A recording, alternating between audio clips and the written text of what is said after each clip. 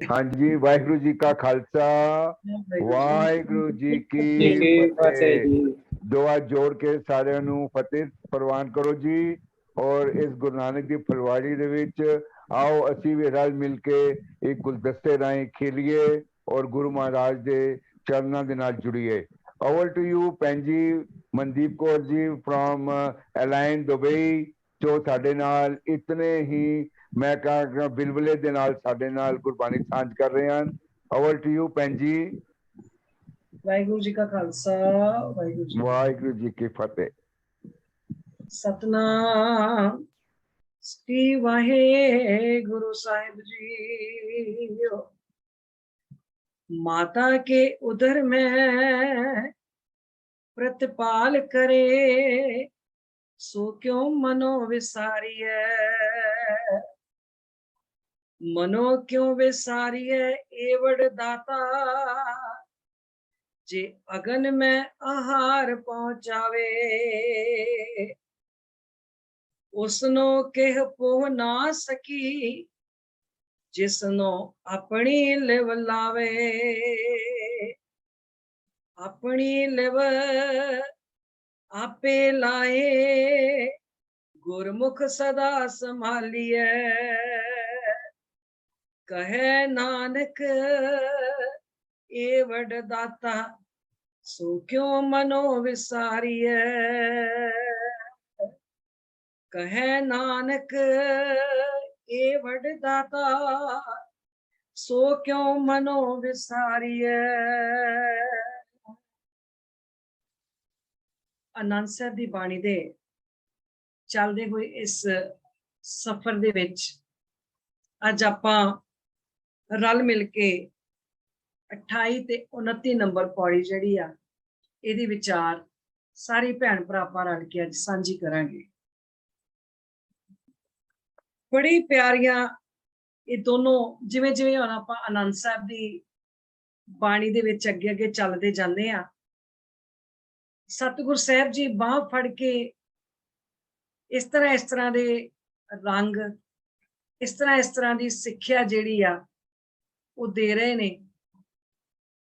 यकीन मनना जिस वेले ये दोनों पौड़ियां जदों कीतियां, इन्हां दे अर्थ लिखे, अर्थ समझ के जदों कोशिश की भी आपां इन्हां दे विचार करनी है, ते दिल ही नहीं कीता कि इस तो अगे इन्हां दो पौड़ियां तो अगे तीसरी पौड़ी जिहड़ी आ उहदी विचार नाल किवें करां।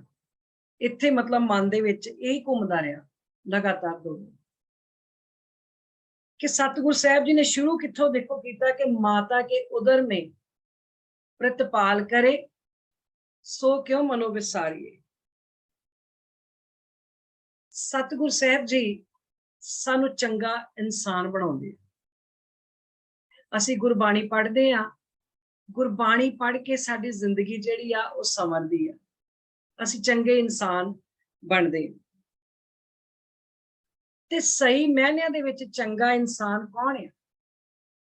चंगे इंसान का एक बड़ा वड्डा गुण है जिहड़ा किसी दे कीते पर उपकार नूं भुलावे ना,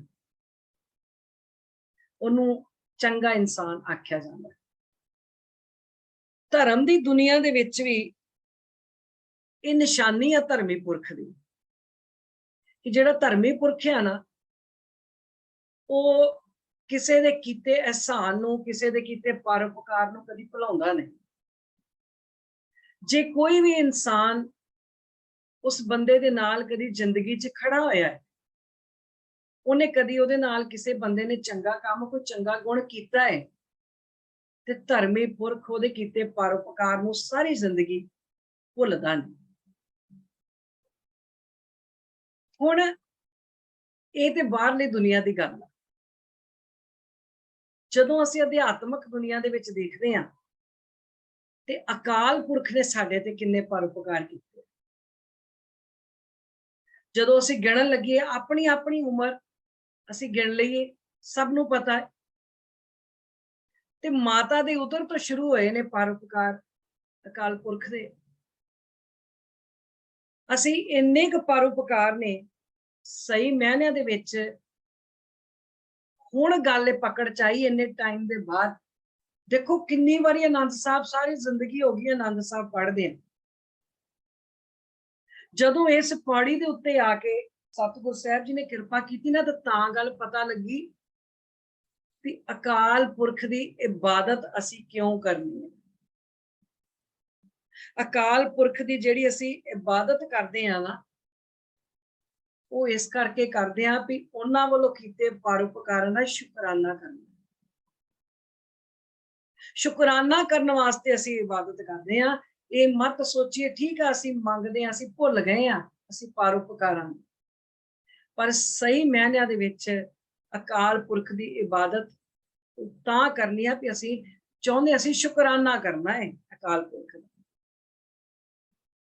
शुकराना करना इस करके क्योंकि तुमरी कृपा ते मानुख दे पाई है, ओदी कृपा तो बिना ये मनुखा दे जिहड़ी है ना ये मिल नहीं सकती।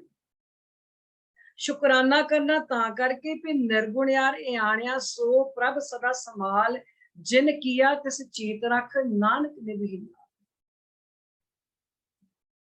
किन्नी वारी सुखमनी साहब दा पाठ पढ़दे आ ते किन्नी वारी बेअंत वारी ये अष्टपदी ये शुरू दे विच असीं पढ़ रहे हैं। किन्नी वारी सहज पाठ करदे आ ते सहज पाठ करदियां ये पंक्तियां पढ़दियां, इस पानी ते जिंतू घरिया माटी काले दिबरा करिया, उक्त जोत लै सुरत परिख्या, मात गर्भ में जिनको राख्या। रामकली राग च किन्नी वारी ये पढ़िया। किन्नी वारी ये हुक्म आया होएगा जदों असी दरबार साहब, जदों असी गुरुद्वारा साहिबान, जदों असी गुरु ग्रंथ साहब महाराज दे अगे असी नतमस्तक हुंदे आ, असी गुरबाणी असी मत्था टेकदे आ ते हुक्म दी उड़ीक करदे आ। किन्नी वारी ये हुक्म सतगुरु साहब जी ने बख्शिश कीता होगा, मात गर्भ में आपन सिमरन दे तह तुम राखण हारे।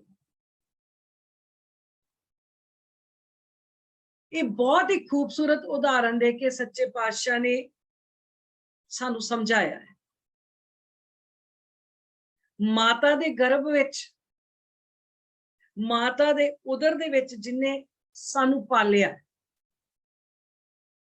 बहुत इमोशनली ये जिहड़ी गल देखो सोचण वाली, जिन्ने मां दे उदर दे विच सानू पालिया, साडे अंग बनाए,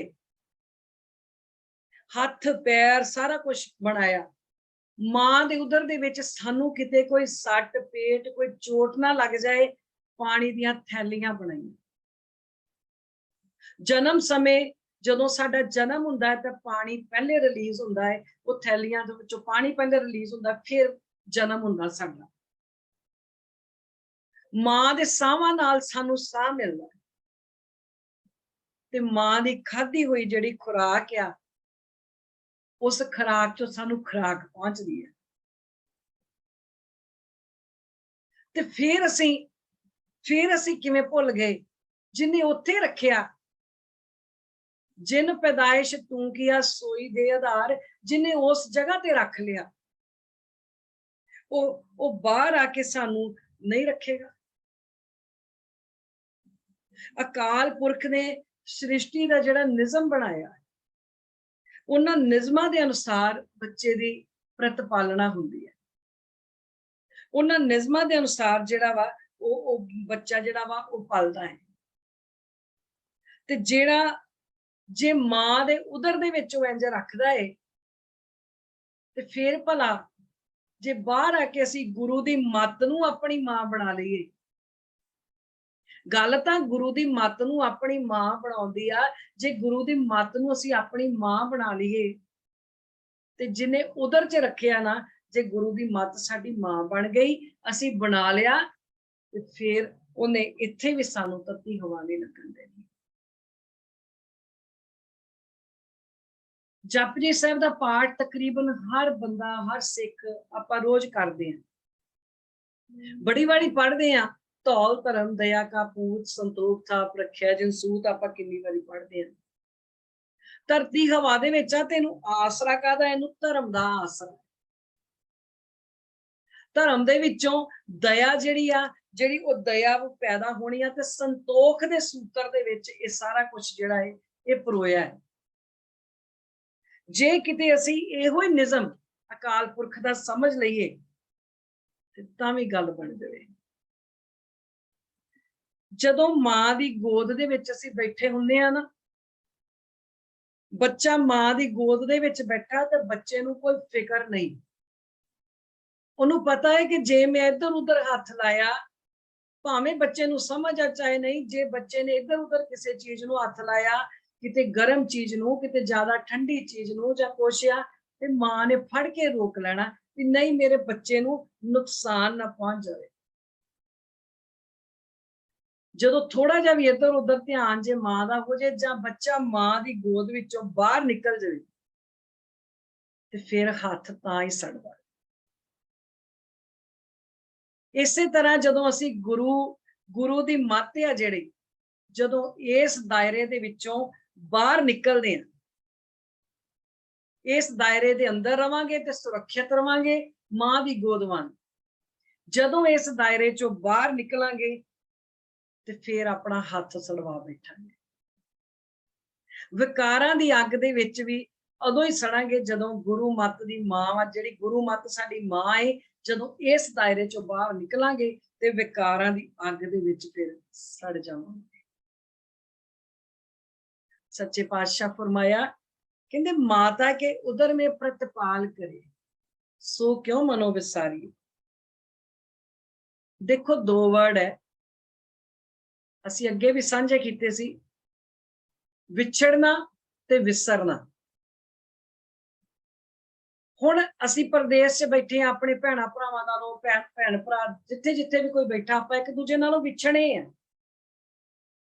ਪਰ ਵਿਛੋੜਾ ਜਿਹੜਾ ਹੈ ਨਾ, ਇਹ ਰਿਸ਼ਤਾ ਤੋੜ ਨਹੀਂ ਸਕਦਾ, ਕਿਉਂਕਿ ਅਸੀਂ ਫੋਨ ਰਾਹੀਂ, ਆਪਣੇ ਚਿੱਠੀ ਪੱਤਰ ਰਾਹੀਂ, ਅਸੀਂ ਇੱਕ ਦੂਜੇ ਦਾ WhatsApp ਮੈਸੇਜ ਰਾਹੀਂ ਅਸੀਂ ਇੱਕ ਦੂਜੇ ਦਾ ਹਾਲ ਪੁੱਛਦੇ ਆ। ਵਿਛੜੇ ਜ਼ਰੂਰ ਆ, ਪਰ ਸੰਬੰਧ ਨਹੀਂ ਟੁੱਟੇ, ਸਾਡੇ ਸੰਬੰਧ ਜੁੜੇ ਆ। ਸੰਬੰਧ ਉਦੋਂ ਟੁੱਟਦਾ ਜਦੋਂ ਅਸੀਂ ਵਿਸਰ ਜਾਂਦੇ, ਜਦੋਂ ਅਸੀਂ ਰਿਸ਼ਤਿਆਂ ਨੂੰ ਵਿਸਾਰ ਦਿੰਦੇ। ਤੇ ਸਾਡੇ ਨਾਲ ਤਾਂ ਇਹ ਦੋਨੋਂ ਹੀ ਬੀਤਦਾ ਹੈ। ਅਸੀਂ ਤੇ ਅਕਾਲ ਪੁਰਖ ਨਾਲੋਂ ਵਿਛੜੇ ਵੀ ਆ, ਤੇ ਵਿਛੜੇ ਹੀ ਨਹੀਂ, ਕੱਲੀ ਅਸੀਂ ਨਾਲ ਵਿਸਾਰਿਆ ਵੀ, ਵਿਸਰੇ ਵੀ, ਵਿਸਾਰ ਵੀ ਦਿੱਤਾ।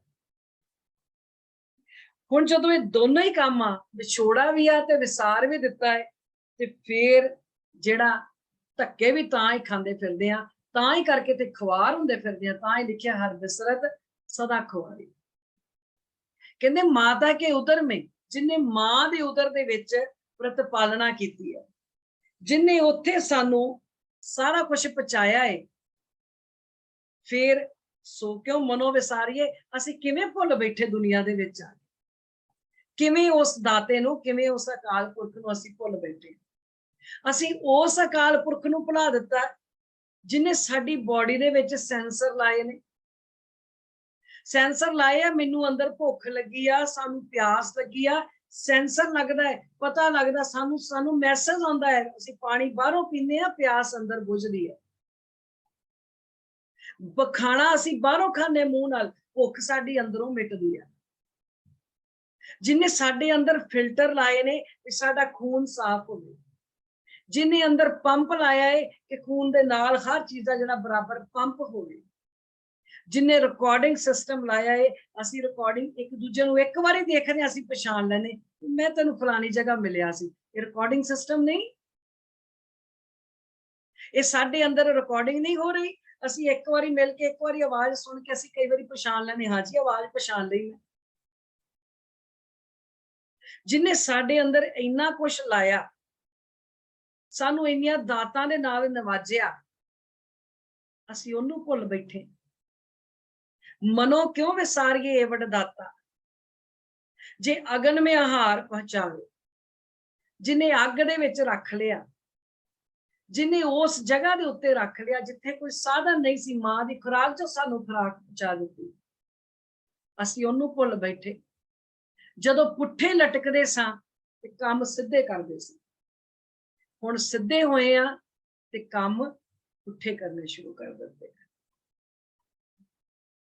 ਉਸਨੂੰ ਕਹੇ ਪੁੰਗ ਨਾ ਸਕੀ, ਜਿਸਨੂੰ ਆਪਣੀ ਲਿਵ ਲਾਵੇ, ਉਹਨੂੰ ਕੋਈ ਵੀ ਚੀਜ਼ ਦੁਖੀ ਨਹੀਂ ਕਰ ਸਕਦੀ ਜਿਹਨੂੰ ਅਕਾਲ ਪੁਰਖ ਦੀ ਲਗਨ ਲੱਗ ਜਾਂਦੀ ਹੈ, ਜਿਹਦੀ ਉਹਦੇ ਗੁਣਾਂ ਦੇ ਨਾਲ ਸਾਂਝ ਪੈ ਜਾਂਦੀ ਹੈ, ਜਿਹਦੀ ਉਹਨਾਂ ਚੰਗੇ ਗੁਣਾਂ ਦੇ ਨਾਲ ਸਾਂਝ ਪੈ ਗਈ, ਉਹ ਫਿਰ ਸੰਸਾਰਿਕ ਜ਼ਿੰਮੇਵਾਰੀਆਂ ਨਿਭਾਉਂਦਿਆਂ ਹੋਇਆਂ ਵੀ ਉਹਦਾ ਜਿਹੜਾ ਧਿਆਨ ਆ ਉਹ ਅਕਾਲ ਪੁਰਖ ਵਾਲੇ ਪਾਸੇ ਰਹਿੰਦਾ।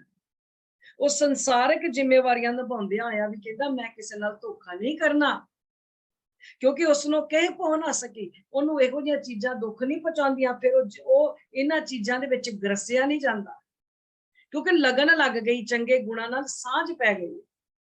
ਜਿਹਨੇ ਮਨੋਂ ਨਹੀਂ ਵਿਸਾਰਿਆ, ਜਿਹਨੇ ਮਨੋਂ ਨਹੀਂ ਵਿਸਾਰਿਆ, ਜਿਹੜੇ ਗੁਰਮੁਖ ਨੇ ਉਹ ਫਿਰ ਕਿਸੇ ਨਾਲ ਬੇਈਮਾਨੀਆਂ, ਧੋਖਾ ਧੜੀਆਂ ਇਹੋ ਜਿਹਾ ਕੰਮ ਨਹੀਂ ਕਰਦੇ। ਪਰ ਕਰਮ ਕਾਂਡਾਂ ਦੇ ਨਾਲ ਇਹ ਸੂਝੀ ਨਹੀਂ ਆਉਣੀ। ਜਿਹੜੇ ਅਸੀਂ ਧਰਮ ਦੇ ਨਾਂ ਤੇ ਕਰਮ ਕਾਂਡ ਕਰਦੇ ਆ, ਧਰਮ ਦੇ ਨਾਂ ਤੇ ਅਸੀਂ ਲੁੱਟਾਂ ਖੋਹਾਂ ਕਰਦੇ ਆ, ਧਰਮ ਦੇ ਨਾਂ ਤੇ ਅਸੀਂ ਵਿਖਾਉਂਦੇ ਧਰਮੀਆਂ ਤੇ ਹੁੰਦੇ ਕੁਝ ਹੋ ਰਿਹਾ, ਉਹਦੇ ਨਾਲ ਇਹ ਸੂਝੀ ਨਹੀਂ ਆਉਣੀ। ਆਪਣੀ ਲਿਵ ਆਪੇ ਲਾਏ, ਗੁਰਮੁਖ ਸਦਾ ਸੰਭਾਲੀਏ। ਉਹਦੇ ਗੁਣਾਂ ਦੇ ਅਨੁਸਾਰ ਜਦੋਂ ਅਸੀਂ ਤੁਰਨਾ ਸ਼ੁਰੂ ਕਰ ਦਿੱਤਾ ਨਾ, ਵੈਸੇ ਸੋਝੀ ਉਹ ਬਖਸ਼ਦਾ ਆਪੇ ਹੀ, ਤੇ ਬਖਸ਼ਦਾ ਹੈ ਗੁਰੂ ਦੇ ਰਾਹੀਂ। ਗੁਰੂ ਦੇ ਰਾਹੀਂ ਇਹ ਜਿਹੜੀ ਲਿਵ ਹੈ ਲੱਗਦੀ ਆ, ਇਹ ਸੋਝੀ ਉਹ ਬਖਸ਼ਦਾ ਹੈ। ਜਦੋਂ ਅਸੀਂ ਝੋਲੀ ਅੱਡ ਕੇ ਗੁਰੂ ਦੇ ਦਰਬਾਰ ਤੇ ਆ ਕੇ ਬਹਿ ਜਾਂਦੇ ਹਾਂ, ਜਦੋਂ ਅਸੀਂ ਝੋਲੀ ਫੜਾ ਕੇ ਬਹਿ ਜਾਂਦੇ ਹਾਂ, ਫਿਰ ਸੱਚੇ ਪਾਤਸ਼ਾਹ ਸਾਰੇ ਪਾਸਿਆਂ ਤੋਂ ਭਟਕ ਕੇ ਹੁਣ ਇਸ ਜਗ੍ਹਾ ਤੇ ਆਏ। ਹੁਣ ਮੈਂ ਇੱਥੇ ਆ ਗਿਆ। ਜਦੋਂ ਅਸੀਂ ਧੋਰੇ ਅੰਦਰੋਂ ਇਹ ਗੱਲ ਕਹਿੰਦੇ ਆ, ਧੋਰੇ ਅੰਦਰੋਂ ਅਸੀਂ ਜਦੋਂ ਇਹ ਗੱਲ ਕਹਿ ਦਿੰਦੇ ਆ ਵੀ ਕਿਰਪਾ ਕਰੋ ਦੀਨ ਕੇ ਦਾਤੇ, ਮੇਰਾ ਗੁਣ ਅਵਗੁਣ ਨਾ ਵਿਚਾਰੋ ਕੋਈ, ਮਾਟੀ ਕਾ ਕਿਆ ਧੋਪੇ ਸੁਆਮੀ, ਮਾਨਸ ਕੀ ਗਾਤੇ। ਜਦੋਂ ਦਿਲੋਂ ਇਹ ਗੱਲ ਕਹਿ ਉੱਠਦੇ ਸੱਚੇ ਪਾਤਸ਼ਾਹ, ਮਿੱਟੀ ਦੇ ਟੋਕਰੇ ਆ, ਗੰਦ ਦੇ ਟੋਕਰੇ ਆ, ਕਦੀ ਗੰਦਗੀ ਵੀ ਧੋਤੀ ਜਾਂਦੀ ਆ। ਸੱਚੇ ਪਾਤਸ਼ਾਹ ਕਦੀ ਕਿਸੇ ਨੇ ਗੰਦਗੀ ਵੀ ਧੋ ਸਕਿਆ ਕੋਈ? ਅਸੀਂ ਮਿੱਟੀ ਦੇ ਟੋਕਰੇ ਹੀ ਸਹੀ, ਅਸੀਂ ਗੰਦਗੀ ਸਹੀ, ਪਰ ਸਾਨੂੰ ਇੰਨੀ ਕੁ ਅਕਲ ਆ ਗਈ, ਇੰਨੀ ਕੁ ਸਮਝ ਅਸੀਂ ਸੁਣ ਕੇ ਆ ਗਏ ਆ ਵੀ ਤੂੰ ਦਰ ਆਇਆਂ ਨੂੰ ਬਖਸ਼ ਲੈਂਦਾ ਹੈ। ਤੇ ਜਦੋਂ ਦਰ ਆ ਗਏ, ਇਸ ਲਗਨ ਦੇ ਨਾਲ ਆ ਗਏ, ਇਸ ਸੋਚ ਦੇ ਨਾਲ ਆ ਗਏ, ਤੇ ਫਿਰ ਕਹੇ ਨਾਨਕ ਏਵੜ ਦਾਤਾ ਸੋਕੋ ਮਨੋ ਵਿਸਾਰੀਏ। ਜਦੋਂ ਇਹ ਸੋਚ ਰੱਖ ਕੇ ਆ ਗਏ ਨਾ ਕਿ ਹਰ ਜੀ ਮਾਤਾ, ਹਰ ਜੀ ਪਿਤਾ, ਹਰ ਜਿਉ ਪ੍ਰਤਪਾਲਕ, ਹਰ ਜੀ ਮੇਰੀ ਸਾਰ ਕਰੇ ਹਮ ਹਰ ਕੇ ਬਾਲਕ, ਜਦੋਂ ਇਹ ਸੋਚ ਰੱਖ ਕੇ ਆ ਗਏ, ਫਿਰ ਉਹਨੇ ਕੋਈ ਔਗਣ ਨਹੀਂ ਵੇਖਣਾ। ਔਗਣ ਕਿਉਂ ਨਾ, ਔਗਣ ਕੋ ਨਾ ਚਿਤਾਰਦਾ, ਗੱਲ ਸੇਤੀ ਲਾਇਕ। ਫਿਰ ਉਹ ਕੋਈ ਔਗਣਾਂ ਨੂੰ ਨਹੀਂ ਚਿਤਾਰਦਾ, ਫਿਰ ਉਹ ਗੱਲ ਦੇ ਨਾਲ ਲਾ ਲੈਂਦਾ। ਪਰ ਹਲੀ ਕਮੀ ਆ, ਉਹਦੀਆਂ ਬਾਹਾਂ, ਉਹਨਾਂ ਬਾਹਾਂ ਖਿਲਾਰੀਆਂ ਹੈ, ਅਸੀਂ ਗੋਦ ਚ ਜਾਣ ਨੂੰ ਤਿਆਰ ਨਹੀਂ। ਅਸੀਂ ਬੇਈਮਾਨੀਆਂ, ਅਸੀਂ ਠੱਗੀਆਂ ਛੱਡਣ ਨੂੰ ਤਿਆਰ ਨਹੀਂ। ਅਸੀਂ ਕਰਮ ਕਾਂਡਾਂ ਦੀ ਦੁਨੀਆ ਚੋਂ ਨਿਕਲਣ ਨੂੰ ਤਿਆਰ ਨਹੀਂ। ਅਗਲੀ ਪੌੜੀ ਚ ਆਪਾਂ ਸਮਝਣਾ ਹੈ ਕਿ ਕਰਦੇ ਅਸੀਂ ਆ ਤੇ ਦੋਸ਼ੀ ਅਸੀਂ ਕਿਵੇਂ। ਕਹਿੰਦੇ ਆ ਜੀ ਮਾਇਆ ਦਾ ਚੱਕਰ ਐਸਾ ਹੈ, ਕੀ ਕਰੀਏ ਜੀ, ਬੰਦਾ ਟੁੱਟ ਜਾਂਦਾ।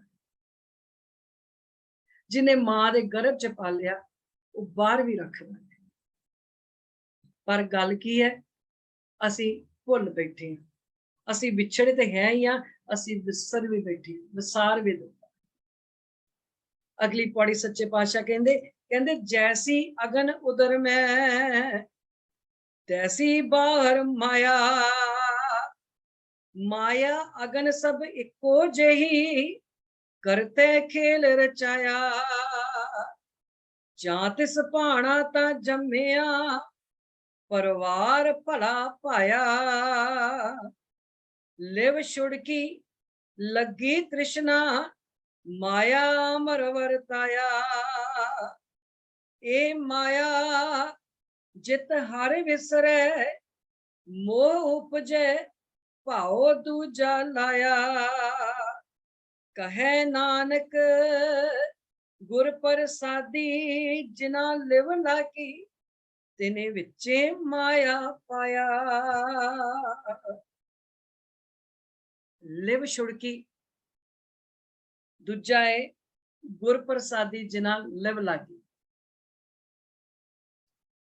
ਅਸੀਂ ਲਿਵ ਸਾਡੀ ਟੁੱਟੀ ਹੈ, ਗਵਾਚੇ ਅਸੀਂ ਹੈ। ਲਿਵ ਸਾਡੀ ਉਹਦੇ ਨਾਲੋਂ ਟੁੱਟ ਗਈ ਆ, ਵਿਸਰ ਅਸੀਂ ਗਏ ਆ, ਤੇ ਦੋਸ਼ੀ ਅਸੀਂ ਕਹਿੰਦੇ ਆ ਕਿ ਮਾਇਆ ਦੇ ਵਿੱਚ ਜੀ ਸਭ ਕੁਝ ਹੁੰਦਾ ਹੈ। ਕੀ ਕਰੀਏ, ਮਾਇਆ ਹੈ ਨਾ, ਆਪਣਾ ਜਾਲ ਸਾਰ ਕੇ ਬੈਠੀ ਹੈ। ਪਰਮੇਸ਼ਰ ਦੇ ਅਥਾਹ ਗੁਣ ਆ, ਉਹਨਾਂ ਅਥਾਹ ਗੁਣਾਂ ਦੇ ਵਿੱਚੋਂ ਗੁਣ ਇਹ ਆ ਕਿ ਉਹ ਸਾਡੀ ਪ੍ਰਤਿਪਾਲਨਾ ਕਰਦਾ,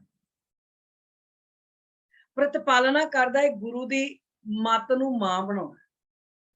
ਜਦੋਂ ਗੁਰੂ ਦੀ ਮੱਤ ਨੂੰ ਮਾਂ ਬਣਾਵਾਂਗੇ ਤੇ ਜ਼ਿੰਦਗੀ ਦੇ ਵਿੱਚ ਸੰਤੋਖ ਜਿਹੜਾ ਹੈ ਨਾ ਉਹ ਆਪਣੇ ਆਪ ਆਏਗਾ।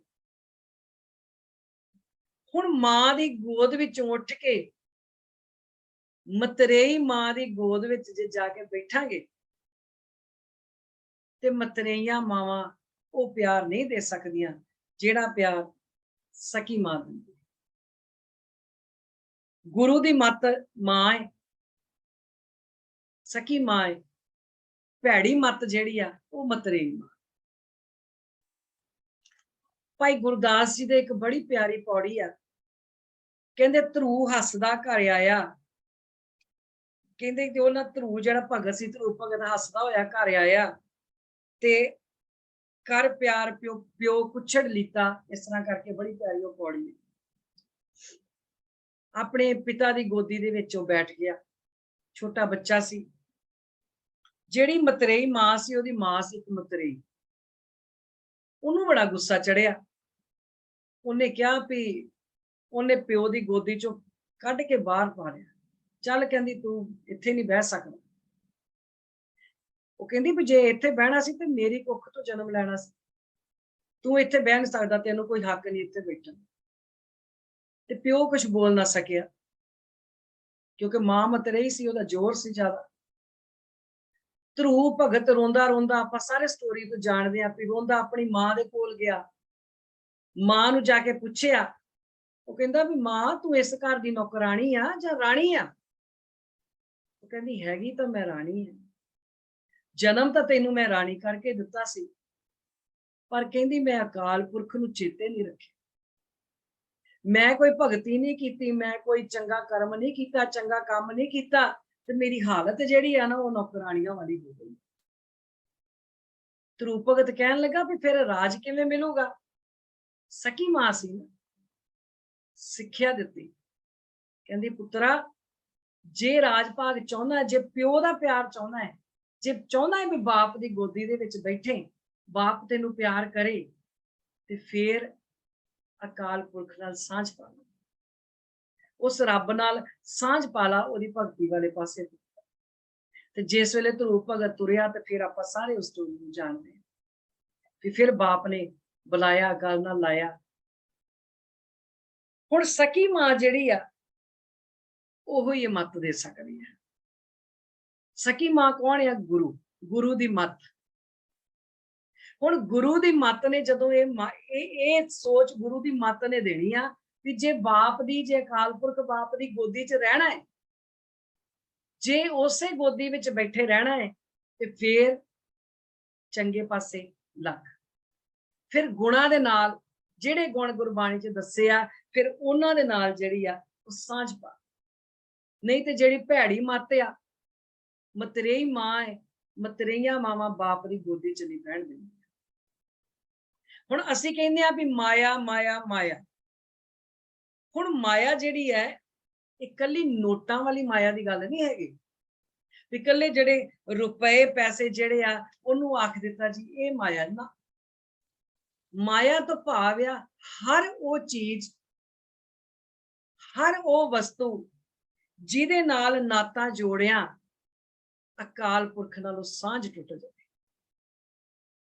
ਹਰ ਉਹ ਚੀਜ਼ ਜਿਹਦੇ ਵਿੱਚ ਅਸੀਂ ਐਸਾ ਗਲਤਾਨ ਹੋ ਜਾਈਏ ਕਿ ਸਾਡੀ ਚੰਗੇ ਗੁਣਾਂ ਨਾਲੋਂ, ਸਾਡੀ ਸੇਵਾ ਨਾਲੋਂ, ਸਾਡੀ ਸ਼ੁਭ ਗੁਣਾਂ ਨਾਲੋਂ ਸਾਂਝ ਟੁੱਟ ਜਾਵੇ, ਉਹ ਮਾਇਆ।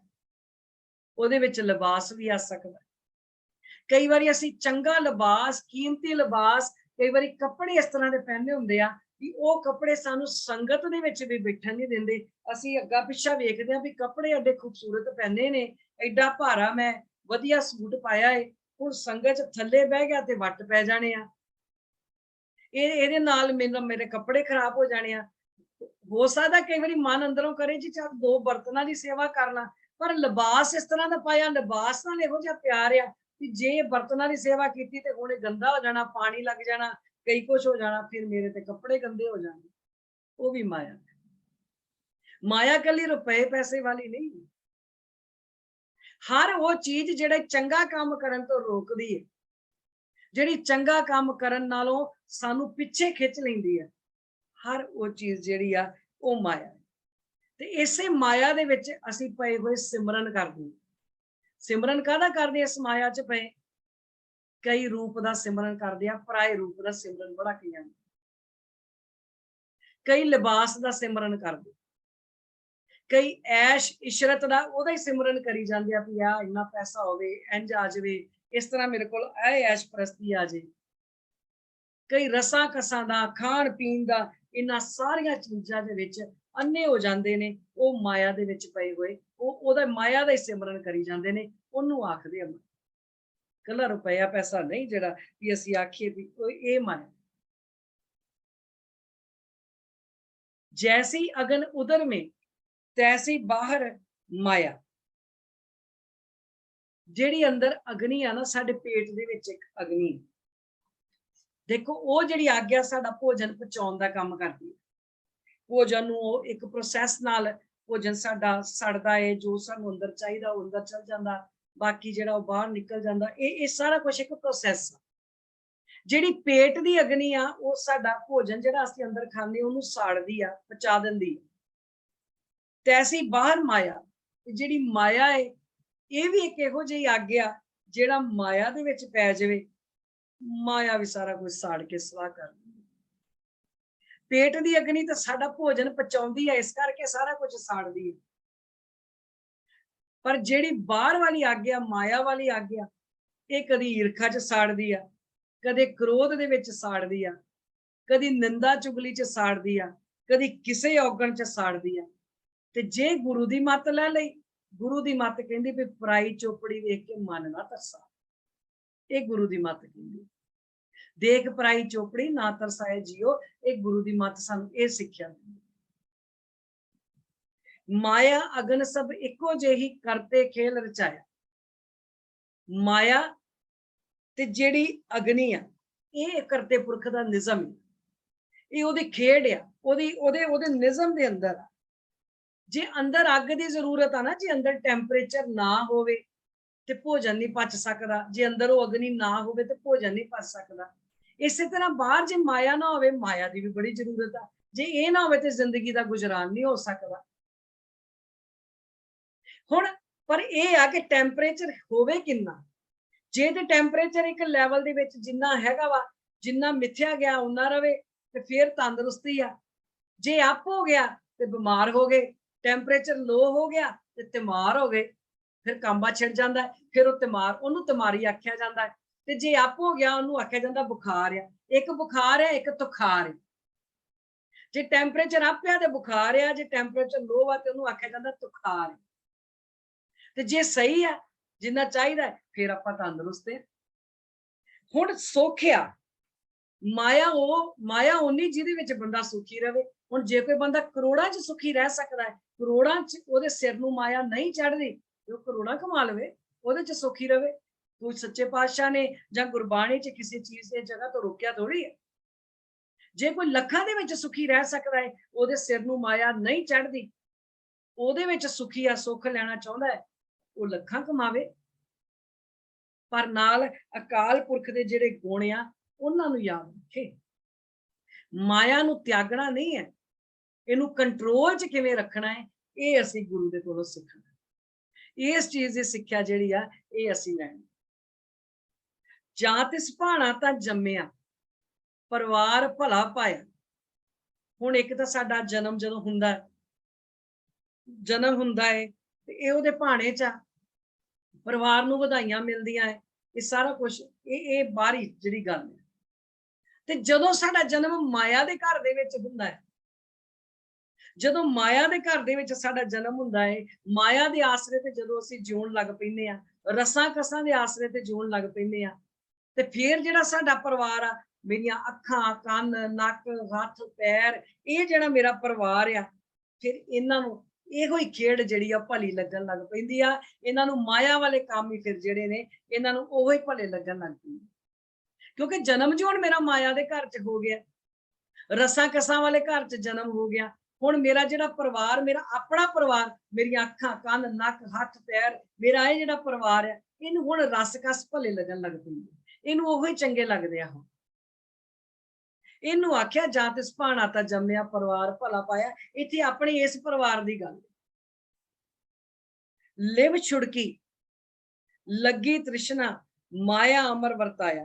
ਫਿਰ ਹੋਇਆ ਕਿ ਜਦੋਂ ਪਰਿਵਾਰ, ਮੇਰੇ ਪਰਿਵਾਰ ਨੂੰ ਇਹ ਸਭ ਕੁਝ ਚੰਗਾ ਲੱਗਣ ਲੱਗ ਪਿਆ, ਫਿਰ ਕੀ ਹੋਇਆ ਕਿ ਮਾਲਕ ਦੇ ਚਰਨਾਂ ਤੋਂ ਧਿਆਨ ਟੁੱਟ ਗਿਆ। ਹੁਣ ਜਿਹੜੀ ਲਿਵ ਸੀ ਨਾ ਲੱਗੀ ਹੋਈ, ਹੁਣ ਉਹ ਟੁੱਟ ਗਈ। ਤੇ ਇਸ ਲਿਵ ਟੁੱਟਣ ਦੇ ਨਾਲ ਕੀ ਹੋਇਆ, ਸਹੂਲਤਾਂ ਬਹੁਤ ਆ ਪਰ ਸੁੱਖ ਨਹੀਂ। ਸਹੂਲਤ ਹੋਣੀ ਹੋਰ ਚੀਜ਼ ਆ, ਸੁਖੀ ਹੋਣਾ ਜਿਹੜਾ ਵਾ ਉਹ ਹੋਰ ਚੀਜ਼। ਹੁਣ ਸਹੂਲਤਾਂ ਤੇ ਇੰਨੀਆਂ ਜ਼ਿਆਦਾ ਵੀ ਗਿਣੀਆਂ ਵੀ ਨਹੀਂ ਜਾ ਸਕਦੀਆਂ, ਪਰ ਜੇ ਕੋਈ ਆਖੇ ਵੀ ਸੁੱਖ ਗਿਣ ਕੇ ਵਿਖਾ, ਕਹਿੰਦਾ ਨਹੀਂ, ਮਨ ਦੁਖੀ, ਸੁੱਖ ਨਹੀਂ। ਰੋਟੀ ਲਈ ਪਦਾਰਥ ਬਹੁਤ ਆ, ਭੋਜਨ ਬਹੁਤ ਆ, ਪਰ ਭੁੱਖ ਨਹੀਂ। ਹੁਣ ਸੋਚ ਸੋਚ ਕੇ ਖਾਂਦਾ ਹੈ ਵੀ ਆਹ ਚੀਜ਼ ਮੈਂ ਖਾਵਾਂ, ਇਹ ਮੈਨੂੰ ਮਨਾ ਕੀਤੀ ਇਸ ਡਾਕਟਰ ਨੇ, ਇਹ ਮੈਂ ਨਹੀਂ ਖਾ ਸਕਦਾ, ਕਿਤੇ ਬੀਪੀ ਨਾ ਵੱਧ ਜੇ, ਕਿਤੇ ਇੰਜ ਨਾ ਹੋ ਜੇ, ਕਿਤੇ ਇੰਜ ਨਾ ਹੋ ਜੇ। ਹੁਣ ਬਚ ਕੇ ਖਾਂਦਾ। ਬਿਸਤਰੇ ਬਹੁਤ ਵਧੀਆ ਨੇ ਪਰ ਨੀਂਦ ਗਵਾਚ ਗਈ। ਕਿਉਂ ਗਵਾਚੀ? ਕਿਉਂਕਿ ਆਸਾ ਤੇ ਤ੍ਰਿਸ਼ਨਾ ਜਿਹੜੇ ਆ, ਇਹਨਾਂ ਨੇ ਘੇਰਾ ਪਾ ਲਿਆ। ਲਿਵ ਛੁੜ ਕੇ ਲੱਗੀ ਤ੍ਰਿਸ਼ਨਾ। ਹੁਣ ਇਹ ਜਿਹੜੀ ਆਸਾ ਤੇ ਤ੍ਰਿਸ਼ਨਾ, ਇਹਨਾਂ ਨੇ ਘੇਰਾ ਪਾ ਲਿਆ। ਤੇ ਤ੍ਰਿਸ਼ਨਾ ਜਿਹੜੀ ਆ, ਇਹ ਤੇ ਐਸੀ ਅੱਗ ਆ ਵੀ ਇਹਦੇ ਵਿੱਚ ਜਿਵੇਂ ਹੋਰ ਲੱਕੜਾਂ ਪਾਈ ਜੋ, ਬੰਦਾ ਕਹਿੰਦਾ ਮੈਂ ਅੱਗ ਬੁਝਾ ਦੇਵਾਂ, ਕਹਿੰਦਾ ਅੱਗ ਲੱਗੀ ਆ ਚ ਲੱਕੜਾਂ ਪਾ ਕੇ ਅੱਗ ਬੁਝਾ ਦੇਵਾਂ ਮੈਂ, ਉਹ ਜਿਵੇਂ ਜਿਵੇਂ ਲੱਕੜਾਂ ਪਾਈ ਜਾਂਦਾ ਅੱਗ ਹੋਰ ਮੱਚਦੀ ਜਾਂਦੀ। ਉਹ ਹਿਸਾਬ ਤ੍ਰਿਸ਼ਨਾ ਦਾ। ਹੁਣ ਜਿਵੇਂ ਜਿਵੇਂ ਇਹਦੇ ਵਿੱਚ ਹੋਰ ਆਈ ਜਾਂਦਾ, ਹੁਣ ਰਸਾਂ ਕਸਾਂ ਵਿੱਚ ਪੈ ਗਈ, ਗਲਤ ਪਾਸਿਆਂ ਤੇ ਪੈ ਗਈ। ਹੁਣ ਬੰਦਾ ਕਹਿੰਦਾ ਲਿਵ ਜੋ ਟੁੱਟ ਗਈ, ਲਿਵ ਟੁੱਟ ਗਈ ਸੱਚ ਨਾਲੋਂ। ਹੁਣ ਮਾਇਆ ਨੇ ਆਪਣਾ ਅਮਰ, ਮਾਇਆ ਨੇ ਆਪਣਾ ਨਿਜ਼ਮ ਵਰਤਾ ਦਿੱਤਾ। ਉਹ ਨਿਜ਼ਮ ਕੀ ਸੀ? ਉਹ ਨਿਜ਼ਮ ਇਹ ਸੀ, ਕੀ ਰੱਖਿਆ ਝੂਠ ਸੱਚ ਬੋਲਣ ਚ ਜੀ? ਕੀ ਰੱਖਿਆ? ਅੱਜ ਤੱਕ ਸੱਚ ਬੋਲ ਕੇ ਕਿਤੇ ਕਿਸੇ ਨੂੰ ਕੁਝ ਮਿਲਿਆ? ਮਤਲਬ ਇਨਸਾਨੀਅਤ ਗਵਾਚ ਗਈ। ਮੈਂ ਫਿਰ ਮਨ ਚ ਕੀ ਆਉਂਦਾ, ਮੈਂ ਤੇ ਅੱਜ ਤੱਕ ਸਾਰਿਆਂ ਦਾ ਬਹੁਤ ਚੰਗਾ ਕੀਤਾ, ਮੇਰੇ ਵਰਗਾ ਚੰਗਾ ਕਿਸੇ ਨੇ ਨਹੀਂ ਕੀਤਾ। ਨਾ ਜੀ, ਹੁਣ ਨਹੀਂ ਕਿਸੇ ਦਾ ਚੰਗਾ ਕਰਨਾ। ਕੀ ਰੱਖਿਆ ਚੰਗਾ ਕਰਨ ਦੇ ਵਿੱਚ? ਲੋਕੀ ਇੰਜ ਹੀ ਕਰ ਦਿੰਦੇ ਜੀ, ਕੋਈ ਪੁੱਛਦਾ ਕਿਤੇ ਬਾਅਦ ਚ। ਇਹ ਮਾਇਆ ਦਾ ਅਮਰ ਵਰਤ ਰਿਹਾ, ਉਹ ਨਿਜ਼ਮ ਵਰਤ ਰਿਹਾ। ਇਹ ਜਿਹੜੇ ਨਿਜ਼ਮ ਨੇ, ਇਹਨਾਂ ਦਾ ਵਰਤਾਰਾ ਹੋ ਰਿਹਾ। ਫਿਰ ਕਹਿੰਦਾ ਝੂਠ ਬੋਲਣ ਦੇ ਵਿੱਚ ਸਵਾਦ ਆਉਣ ਲੱਗ ਪਿਆ। ਕਹਿੰਦਾ ਝੂਠ ਬੋਲਿਆ ਇੱਕ ਵਾਰੀ, ਬੜਾ ਚੰਗਾ ਲੱਗਿਆ, ਹੁਣ ਕਹਿੰਦਾ ਹੋਰ ਬੋਲ ਲਵਾਂ। ਜੇ ਉਦੋਂ ਕਿਸੇ ਨੇ ਨਹੀਂ ਫੜਿਆ ਤੇ ਫਿਰ ਹੋਰ ਬੋਲ ਲੈਣਾ, ਹੁਣ ਕਿਸੇ ਨੇ ਕੀ ਕਹਿ ਲੈਣਾ। ਨਿੰਦਾ ਕੀਤੀ, ਕੰਨਾਂ ਨੂੰ ਇੰਨਾ ਚੰਗਾ ਲੱਗਾ, ਇੰਨਾ ਰਸ ਆਇਆ, ਕਹਿੰਦਾ ਵੀ ਅੱਜ ਮਜ਼ਾ ਆ ਗਿਆ, ਫਲਾਣੇ ਦੀ ਘਰ ਦੀ ਗੱਲ ਪਤਾ ਲੱਗੀ, ਅੱਜ ਸਵਾਦ ਆ ਗਿਆ ਵੀ ਉਹਦੇ ਘਰ ਚ ਵੀ ਇੰਜ ਹੁੰਦੀ। ਫਿਰ ਮਨ ਦੇ ਵਿੱਚ ਇੱਕ ਹੋਰ ਲਾਲਸਾ ਉੱਠੀ ਵੀ ਉਹਦੇ ਘਰ ਦੀ ਪਤਾ ਲੱਗੀ, ਹੁਣ ਮੈਂ ਨਾਲਦਿਆਂ ਦੇ ਘਰ ਦੀ ਵੀ ਪਤਾ ਕਰ ਰਿਹਾ। ਕਿਉਂਕਿ ਮਾਇਆ ਦਾ ਜਿਹੜਾ ਸੀ ਉਹ ਅਮਰ ਵਰਤ ਗਿਆ, ਨਿਜ਼ਮ ਵਰਤ ਗਿਆ। ਹੁਣ ਹਰ ਜਗ੍ਹਾ ਹਾਲਤ ਇਹ ਹੋ ਗਈ ਆ ਵੀ ਤ੍ਰਿਸ਼ਨਾ ਦੇ ਅਧੀਨ ਜਿਹੜਾ ਵਾ ਉਹ ਜੀਵਨ ਹੋ ਗਿਆ। ਜਦੋਂ ਤ੍ਰਿਸ਼ਨਾ ਦੇ ਅਧੀਨ ਜੀਵਨ ਹੋ ਗਿਆ ਤੇ ਸੰਤੋਖ ਗਵਾਚ ਗਿਆ। ਜਦੋਂ ਸੰਤੋਖ ਗਵਾਚ ਗਿਆ ਤੇ ਫਿਰ ਕੀ ਹੋਇਆ? ਬਿਨਾਂ ਸੰਤੋਖ ਨਹੀਂ ਕੋ ਰਾਜੇ। ਹੁਣ ਸੰਤੋਖ ਨਹੀਂ ਹੈਗਾ, ਫਿਰ ਰਾਜ ਕਿੱਥੋਂ ਆਣੇ? ਹੁਣ ਜਿਹੜੀ ਹਾਲਤ ਆ, ਹੁਕਮ ਜਿਹੜਾ ਸੀ ਉਹ ਮਾਇਆ ਦਾ ਵਰਤਣ ਲੱਗ ਪਿਆ। ਅਮਰ ਦਾ ਮਤਲਬ ਹੁਕਮ। ਹੁਣ ਉਹ ਹੁਕਮ ਜਦੋਂ ਮਾਇਆ ਦਾ ਵਰਤਿਆ ਤੇ ਸਾਰਾ ਕੁਝ ਜਿਹੜਾ ਲਿਪਤ ਹੋ ਗਿਆ। ਚੰਗੇ ਗੁਣ ਸੀ ਜਿਹੜੇ, ਉਹ ਜ਼ਿੰਦਗੀ ਦੇ ਵਿੱਚੋਂ ਜਾਂਦੇ ਗਏ। ਹੁਣ ਉਹਨਾਂ ਗੁਣਾਂ ਦੇ ਨਾਲ ਜਿਹੜੀ ਸੀ ਉਹ ਸਾਂਝ ਟੁੱਟ ਗਈ। ਜਦੋਂ ਉਹਨਾਂ ਗੁਣਾਂ ਦੇ ਨਾਲ ਉਹ ਸਾਂਝ ਟੁੱਟ ਗਈ ਤੇ ਫਿਰ ਰਿਸ਼ਤੇਦਾਰ, ਫਿਰ ਦੋਸਤ ਮਿੱਤਰ ਵੀ ਐਸੇ ਬਣ ਗਏ ਜਿਹੜੇ ਮਾਇਆ ਚ ਗਲਤ ਹਨ। ਕਿਉਂਕਿ ਉਹੋ ਜਿਹੇ ਦੋਸਤ ਮਿੱਤਰ ਬੰਦਾ ਫਿਰ ਲੱਭ ਲੈਂਦਾ। ਇਹ ਮਾਇਆ ਜਿੱਤ ਹਰ ਵਿਸਰੇ, ਤੇ ਇਹ ਮਾਇਆ ਦਾ ਸੁਭਾਅ ਹੈ ਕਿ ਉਹ ਰੱਬ ਨੂੰ ਭੁਲਾ ਦਿੰਦੀ ਹੈ। ਇਹ ਸੁਭਾਅ ਹੈ ਰਸਾਂ ਕਸਾਂ ਦਾ। ਜਿਹੜਾ ਬੰਦਾ ਰਸਾਂ ਕਸਾਂ ਚ ਪੈ ਜਾਂਦਾ, ਫਿਰ ਉਹਨੂੰ ਥੋੜੇ ਕਿਤੇ ਰੱਬ ਚੇਤੇ ਥੋੜੀ ਰਹਿੰਦਾ, ਥੋੜੇ ਕਿਤੇ ਉਹਨੂੰ ਚੰਗੇ ਗੁਣ ਜਿਹੜੇ ਨੇ ਉਹ ਯਾਦ ਥੋੜੀ ਰਹਿੰਦੇ। ਪਰ ਜਿਨ੍ਹਾਂ ਨੇ ਗੁਰੂ ਦੀ ਮੱਤ ਨੂੰ ਮਾਂ ਬਣਾਇਆ ਹੈ, ਉਹਨਾਂ ਦੇ ਪਿੱਛੇ ਫਿਰ ਇਹ ਮਾਇਆ ਆਪ ਚੱਲਦੀ ਹੈ। ਉਹ ਨਹੀਂ ਇਹਦੇ ਵਿੱਚ ਪੈ ਕੇ ਆਪਣਾ ਆਪ ਕਰੂਗਾ। ਪਰ ਜਿਹੜੇ ਗਵਾਚ ਜਾਂਦੇ ਨੇ, ਉਹਨਾਂ ਨਾਲ ਕੀ ਹੁੰਦਾ? ਮੋਹ ਉਪਜੇ, ਭਾਉ ਦੂਜਾ ਲਾਇਆ। ਫਿਰ ਸੰਸਾਰਕ ਪਦਾਰਥਾਂ ਦੇ ਵਿੱਚ ਮੋਹ, ਜਾਨੀ ਸੰਸਾਰਕ ਪਦਾਰਥਾਂ ਦੇ ਵਿੱਚ ਪਕੜ ਜਿਹੜੀ ਆ ਉਹ ਹੋਰ ਜ਼ਿਆਦਾ ਪੈਦਾ ਹੋ ਜਾਂਦੀ ਹੈ। ਐਸੀ ਪਕੜ ਪੈਦਾ ਹੋ ਜਾਂਦੀ ਆ ਕਿ ਹਰ ਪਾਸੇ ਭਾਵ ਦੂਜਾ, ਦੂਜੇ ਪਾਸੇ ਭਾਵ, ਦੂਜੇ ਪਾਸੇ ਪ੍ਰੇਮ ਲੱਗ ਜਾਂਦਾ। ਹੁਣ ਬੰਦਾ ਇਹ ਨਹੀਂ ਸੋਚਦਾ ਕਿ ਜੇ ਇਹ ਮੇਰੇ ਭਰਾ ਦਾ ਬੱਚਾ ਹੈ ਜਾਂ ਇਹ ਮੇਰਾ ਇਹ ਵੀ ਬੱਚਾ, ਇਹਨੂੰ ਵੀ ਜ਼ਰੂਰਤ ਆ।